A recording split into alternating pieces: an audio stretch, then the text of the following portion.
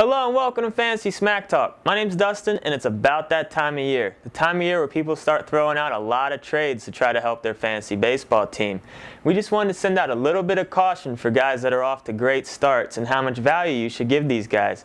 Because each year for each fantasy league, there's a transition for working out trades for whether you should go by last year's numbers or what they've done so far this year. And we're definitely still in the time period where you should be going more by last year's numbers than this year's. A few guys to mention here: Nelson Cruz, Joey Votto, Andre Ethier.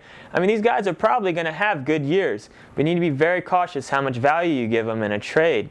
Works for pitching too. You got Josh Johnson, Wandy Rodriguez, Galarraga out in Detroit, and especially Greinke. You need to be very careful, especially if you're giving up proven players to get these guys, because you might be disappointed.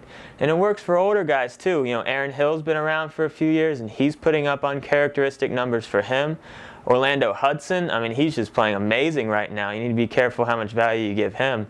And there's three older pitchers that are lights out so far this year that I don't give any value to.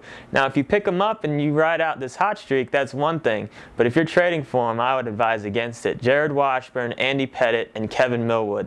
None of these guys have had an ERA under 4 in the last 3 years. Their arms are going to get tired. They're going to wear down. Don't touch them in a trade. And one thing we're trying to get going on FantasySmackTalk.com is in our Major League Baseball section of our forums, we have a trade section.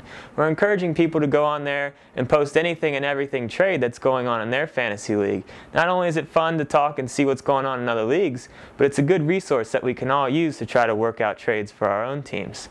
Well, that's it for this edition. I'm Dustin. We'll see you next time.